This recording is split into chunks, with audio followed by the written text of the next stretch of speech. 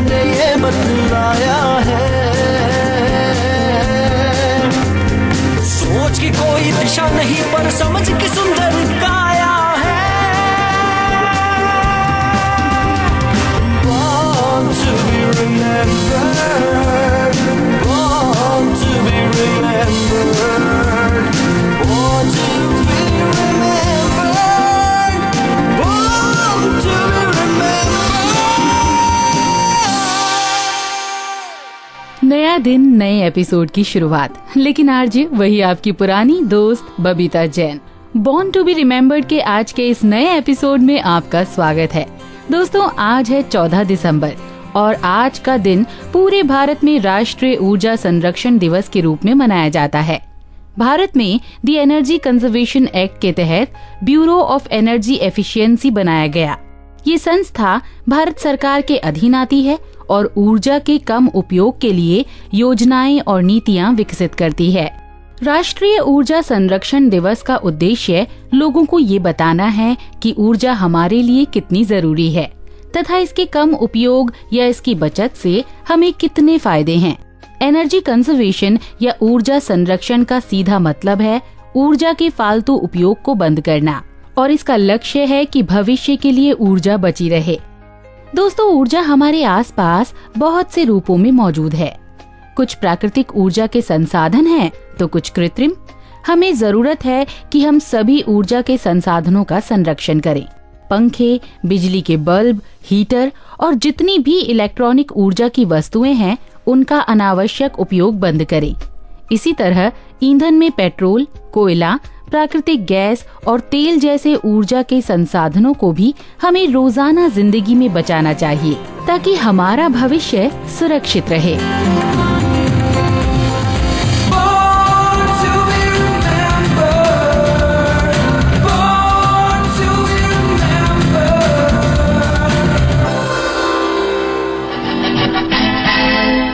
ए भाई जरा देख के चलो, आगे ही नहीं पीछे भी, दाएं ही नहीं बाएं भी, ऊपर ही नहीं नीचे भी।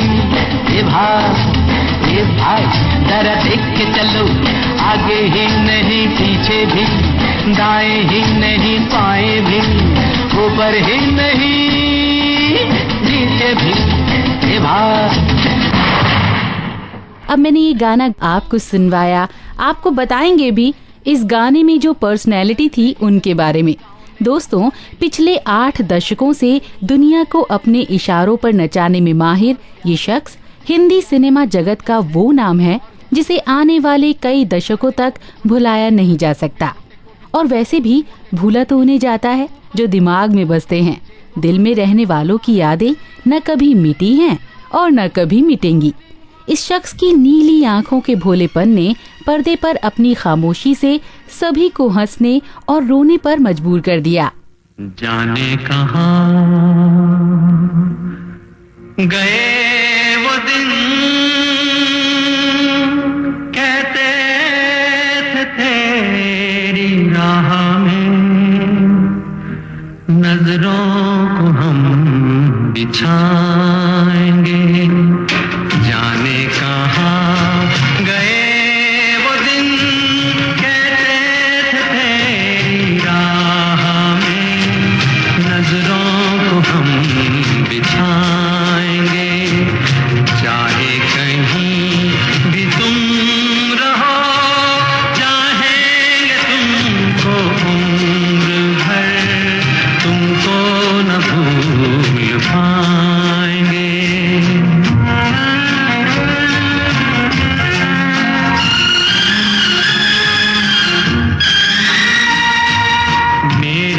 कदम जहां पड़े, सजदे किए थे यार ने। मेरे कदम जहां पड़े, सजदे किए थे यार ने। मुझको रुला रुला दिया जाती हुई बहार ने। इस गाने को सुनकर आज भी मेरा नाम जोकर में अभिनय करने वाले जोकर यानी राजू की याद दिल को छू जाती है। ये फिल्म दर्शकों को भले ही देर से समझ में आई हो, लेकिन ये फिल्म उस राजू यानी इंडस्ट्री के पहले शोमैन राज कपूर के दिल के बेहद ही करीब रही। And he's walking on the ring of the circus, and he asks all of his past that, have you seen my heart? Have you seen my heart? Please. Have you? Is there anybody here who has seen my heart? Now this scene affects me very much. Has anybody seen my heart? For that matter, I feel that there are very fortunate few in this world who have probably the distinction of having people to see in their heart, to have loved them, to have received love in return of what they had offered to the others. This affects me tremendously. आज ही के दिन वर्ष 1924 यानी 1924 को अविभाजित पंजाब के पेशावर में जन्मे राज कपूर का पूरा नाम रणबीर राज कपूर था और ये महान निर्माता निर्देशक लेजेंडरी पृथ्वीराज कपूर के बड़े साहबजादे थे। पिता की तरह इन्हें भी बचपन से ही फिल्मों से लगाव था और इसीलिए अक्सर ये अपने पिता के साथ रंगमंच के सेट पर पहुंच जाया करते थे। मस्ती भरा है समा, हम तुम है दोनों यहाँ, आंखों में आ जा, दिल में समा जा, घूमे ज़मीं आसमां। मस्ती भरा है समा, हम तुम है दोनों यहाँ, आंखों में आ जा, दिल में समा जा, घूमे ज़मीं आसमां। मस्ती भरा है समा। विरासत में मिले अभिनय को राज साहब ने इतनी शिद्दत से अपनाया कि फिर पढ़ाई लिखाई में भी उनका मन नहीं लगा और 10वीं के बाद से ही इन्होंने अपनी पढ़ाई छोड़ दी। जिस वक्त पृथ्वीराज कपूर मुंबई आए, ये भी अपने पिता के साथ थे, लेकिन कभी भी राज साहब ने पिता की सिफारिश का साथ नहीं लिया और फिल्मों में अपनी शुरुआत बतौर क्लैपर बॉय की। यहाँ तक कि इन्होंने उस समय के मशहूर निर्माता निर्देशक केदार शर्मा से कई बार डांट और एक बार तो थप्पड़ भी खाया। आखिर में राज साहब की लगन के आगे शर्मा जी को झुकना पड़ा और फिर वर्ष 1947 यानी 1947 में उन्होंने अपनी फिल्म नील कमल में राज कपूर को बतौर नायक मधुबाला के साथ लॉन्च किया। नीलकमल जैसी सफल फिल्में देने के पहले भी राज कपूर कई फिल्मों में बतौर बाल कलाकार काम कर चुके थे, लेकिन अभी भी इनके मन में कहीं न कहीं अपने हुनर को दुनिया के सामने लाने की आग सुलग रही थी। इसी आग के चलते वर्ष 1948 यानी 1948 में मात्र 24 साल की उम्र में राज साहब ने फिल्म आग का निर्माण किया और साथ ही सबसे कम उम्र के निर्देशक होने का खिताब भी हासिल किया। लेकिन कहते हैं ना दोस्तों कि अगर आप कामयाबी से खुश होकर बैठ जाओ तो दुनिया आपसे आगे निकल जाती है। इसीलिए सिकंदर वही होता है जो जीवन भर कोशिश करता रहे। राज कपूर भी सिनेमा जगत के ऐसे ही सिकंदर रहे हैं जिन्होंने अभिनय से लेकर फिल्मों के निर्माण, संगीत और गायकी हर क्षेत्र में अपना हुनर पेश किया और शायद यही वजह है कि ये नाम आज भी कपूर फैमिली में सबसे ऊपर लिया जाता है। डम डम डिगा डिगा मौसम भीगा भीगा, डम डम डिगा डिगा मौसम भीगा भीगा, बिन पिए मैं तो गिरा, मैं तो गिरा, मैं तो गिरा। हाय अल्लाह सूरत आपकी सुभान अल्लाह, हाय अल्लाह सूरत आपकी सुभान अल्लाह।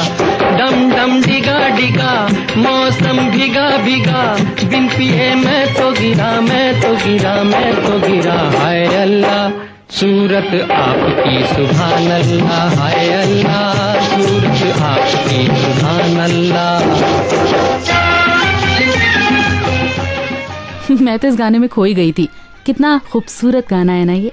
वर्ष 1948 यानी 1948 में राज कपूर ने अपने खुद के प्रोडक्शन यानी आर के प्रोडक्शन को लॉन्च किया। आर के बैनर की पहली फिल्म थी आवारा, जिसमें राज साहब का साथ दिया था उनकी को स्टार नरगिस ने। और दोस्तों, आपको जानकर हैरानी होगी कि इस जोड़ी की लोकप्रियता इतनी ज्यादा थी कि अगले 9 सालों में राज कपूर और नरगिस ने करीब 17 फिल्में एक साथ की।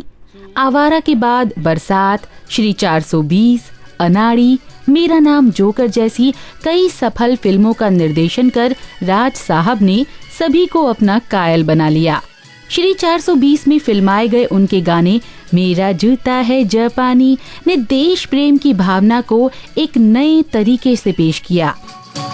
मेरा जूता है जापानी, ये पतलून इंग्लिस्तानी, सर पे लाल टोपी रूसी, फिर भी दिल है हिंदुस्तानी। मेरा जूता है जापानी, ये पतलून इंग्लिस्तानी, सर पे लाल टोपी रूसी, फिर भी दिल है हिंदुस्तानी। मेरा जूता है जापानी।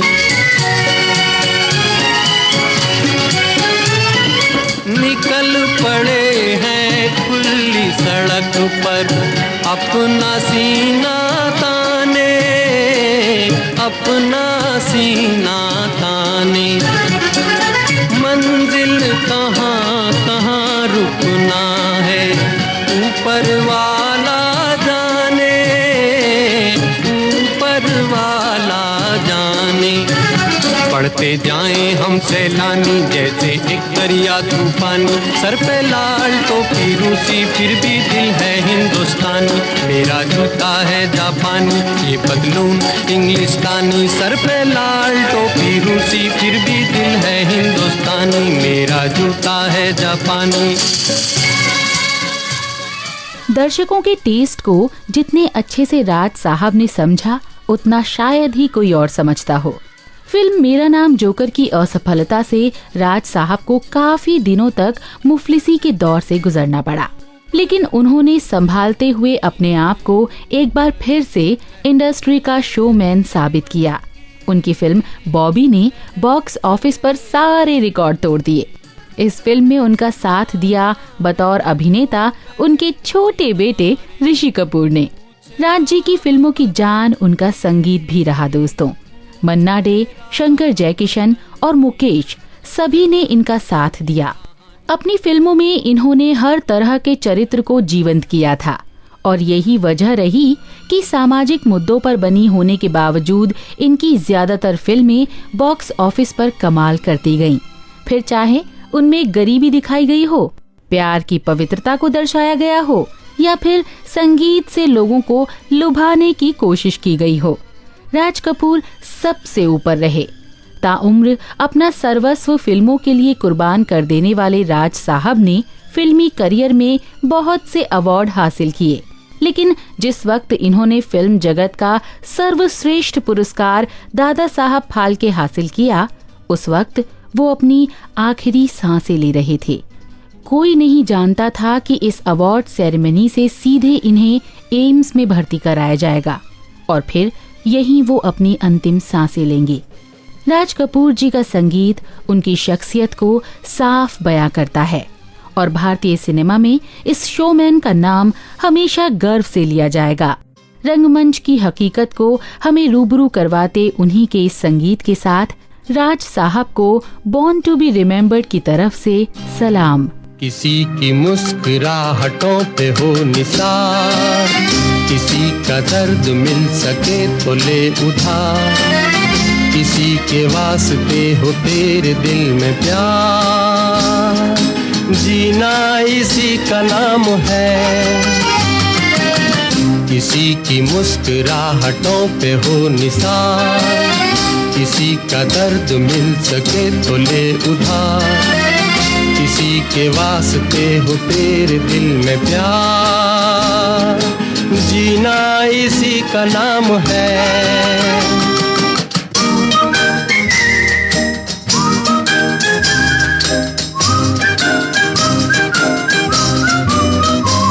माना अपनी जेब से फकीर है, फिर भी यारो दिल के हम अमीर हैं, माना अपनी जेब से फकीर हैं, फिर भी यारों दिल के हम अमीर हैं। मिटे जो प्यार के लिए वो जिंदगी, जले बहार के लिए वो जिंदगी, किसी को हो ना हो हमें तो एतबार, जीना इसी का नाम है। और दोस्तों, अब बात हुनर से भरपूर एक ऐसे टेनिस खिलाड़ी की जिन्हें भारतीय खेल का ओरिजिनल स्पोर्ट्स सुपरस्टार कहा जाता है। वर्ष 1973 यानी 1973 में विंबलडन के क्वार्टर फाइनल में जगह बनाकर इन्होंने सभी को अपना दीवाना बना लिया। वैसे इनकी दीवानगी सिर्फ टेनिस के कोर्ट तक सीमित न होकर अंतर्राष्ट्रीय मीडिया का जाना पहचाना नाम बन चुकी है। हालांकि भारत में टेनिस का इतिहास बहुत पुराना नहीं है, लेकिन 1970 यानी 1970 के बाद भारत को टेनिस में असली पहचान दिलाने वाले सूरज का उदय हुआ आज ही के दिन, यानी 1953 को चेन्नई में जन्मे इस सूरज का नाम है विजय अमृतराज, और ये विश्व टेनिस में भारत को पहचान दिलाने वाले पहले खिलाड़ी हैं। December this year I turned 60 and it's really a milestone in anyone's life, but I always look back and think that the years of my growing up in Chennai is really what made me have belief in myself. इन्होंने महान खिलाड़ी रमेश कृष्णन की विरासत को बुलंदियों तक पहुंचाया। वर्ष 1973 यानी 1973 में विंबलडन और यूएस के क्वार्टर फाइनल्स तक पहुंचकर विजय ने नया इतिहास रचा था। हालांकि फाइनल मुकाबले में उन्हें हार का सामना करना पड़ा, लेकिन ये हार स्थायी नहीं थी। इसके बाद वर्ष 1976 यानी 1976 के विंबलडन में विजय अपने भाई आनंद के साथ सेमीफाइनल्स तक पहुंचे थे। दोस्तों, विजय के लिए जीत के करीब तक पहुंचकर विश्व के बड़े खिलाड़ियों से हार जाना कहीं न कहीं उनमें स्टेमिना की कमी को दर्शाता था। ये समस्या उस दौर में ज्यादातर भारतीय खिलाड़ियों के साथ होती थी। वर्ष 1974 यानी 1974 में भारत ने ऑस्ट्रेलिया और सोवियत यूनियन को हराकर डेविस कप के फाइनल्स में अपनी जगह पक्की कर ली। इस महासंग्राम में विजय का साथ उनके भाई आनंद व उनके एक साथी जसजीत सिंह ने आखिरी वक्त तक दिया।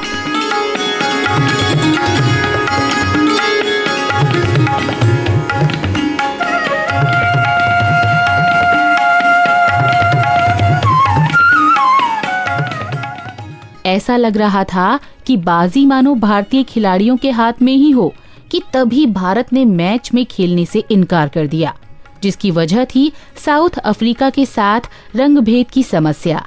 ये इतिहास में पहली बार हुआ था कि जब कोई टीम वॉकओवर के चलते विजयी बनी थी। इस दिन के बाद से डेविस कप तक भारत को अपनी जगह बनाने में 13 सालों का वक्त लग गया। इस महान और जुझारू खिलाड़ी के पास आज भले ही कोई ग्रैंड स्लैम खिताब ना हो, लेकिन एक वक्त था जब अमृतराज, बॉर्ग और कॉनर को टेनिस का ABC कहा जाता था। यहाँ तक कि टेनिस की चर्चा में कांटे की टक्कर देने वालों में विजय अमृतराज का नाम आज भी शुमार किया जाता है। My tennis career took off at that point when all of a sudden now I'm competing with the best players in the world and were not willing to settle for second best. We could not afford to be an also-ran. We could not just settle and say it was okay to play a good match and lose. We had to come out winning. We had to be the best that we could possibly be. The late Avery Brundage once said, he was a legendary chairman of the International Olympic Committee, who once said, it's not the winning that counts but the taking part. Vijay Amritraj sports की दुनिया के high profile चेहरों में शामिल हो चुके हैं। वर्ष 2001 में विजय को UN मैसेंजर ऑफ पीस चुना गया था। इस दौरान इन्होंने दुनिया भर में HIV एड्स जैसी कई बीमारियों पर जागरूकता अभियानों में हिस्सा लिया था। इन सभी हुनर के अलावा उन्होंने जेम्स बॉन्ड की फिल्म ऑक्टोपसी में अपने अभिनय से सभी को सराबोर कर दिया। विजय अमृतराज वाकई आज एक ऐसा नाम बन चुके हैं जिसे परिचय की जरूरत नहीं है। आज विजय को उनके जन्मदिन पर हमारी पूरी टीम की ओर से बहुत बहुत बधाई।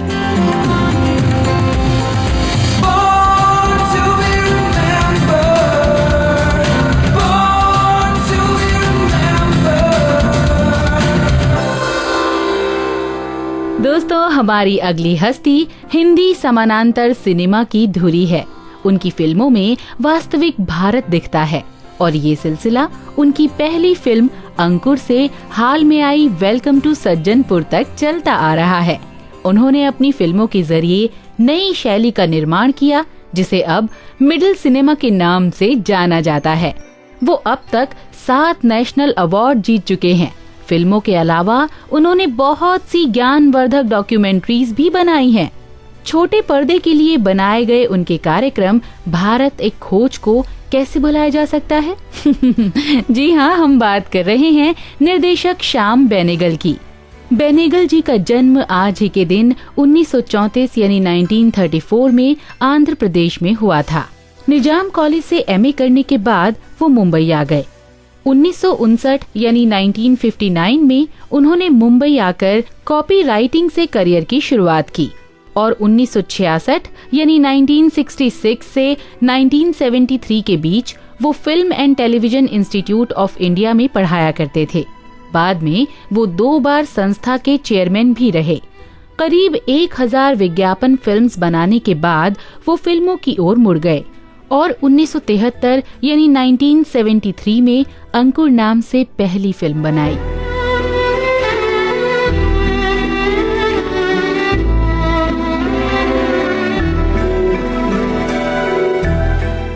ये फिल्म जमींदारी व्यवस्था और स्त्री की समाज में दशा को दिखाती है। फिल्म को national film award for second best feature film का पुरस्कार मिला। इसके 2 साल बाद ही उन्होंने निशांत बनाई। इस फिल्म में जमींदारों द्वारा महिलाओं पर अत्याचार को खुलकर सामने रखा गया। वास्तविकता के करीब उनकी अगली फिल्म मंथन भी रही, जिसके लिए गुजरात के दूध व्यवसाय से जुड़े 5 लाख सदस्यों द्वारा 2-2 रुपए का दान किया गया। मेरो गाम कथा पर जा दूध नदिया बाहे जा कोयल तुमको गाए हमारे घर अंगना ना भूलो ना, हमारे घर अंगना ना भूलो ना।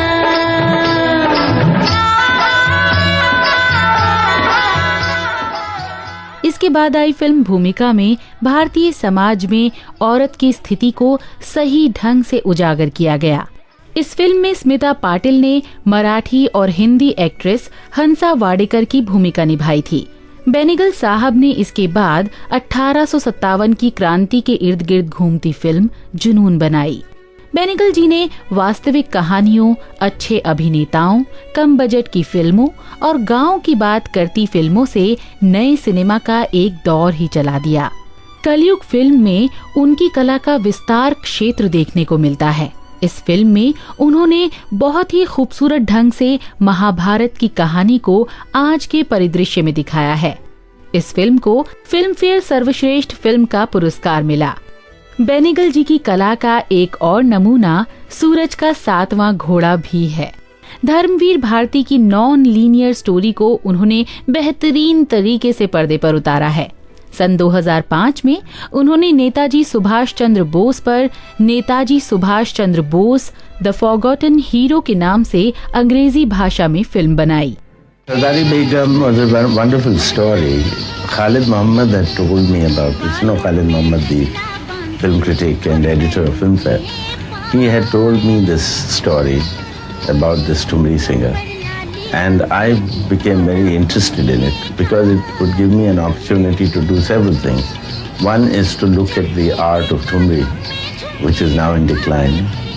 Number 2, the story of an absolutely fascinating woman who was choosing to live her own life and lead it the way she thought best. 1983 यानी 1983 में उन्होंने भारत एक खोज का निर्माण किया। इसके बाद जुबेदा, वेलकम टू सज्जनपुर और वेल डन अब्बा अपने अपने समय की व्यथा कहती हैं। 7 राष्ट्रीय फिल्म पुरस्कार जीत चुके बेनेगल जी को 1976 यानी 1976 में पद्मश्री और 1991 यानी 1991 में पद्म भूषण से सम्मानित किया गया। सन 2005 में उन्हें दादा साहब फाल्के पुरस्कार दिया गया। बेनेगल जी का सिनेमा में योगदान अमूल्य है। वो अपने आगे की पीढ़ी को बहुत कुछ दे रहे हैं।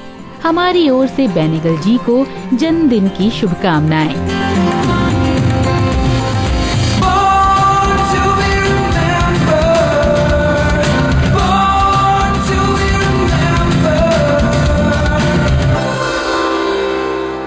अभी के लिए बबीता एक बार फिर से कहेगी आपसे बाय बाय और कल हम आपको फिर से कहेंगे नमस्कार। मैं बनना चाहूँ जैसा पर शायद सपनों में, मैं उड़ना चाहूँ जैसा पर शायद सपनों में।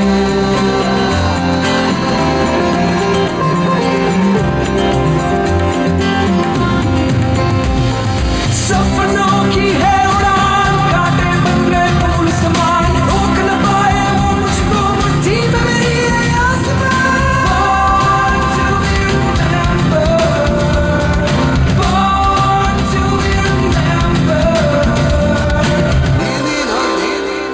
इस कार्यक्रम के कार्यकारी निर्माता जैनेंद्र सिंह,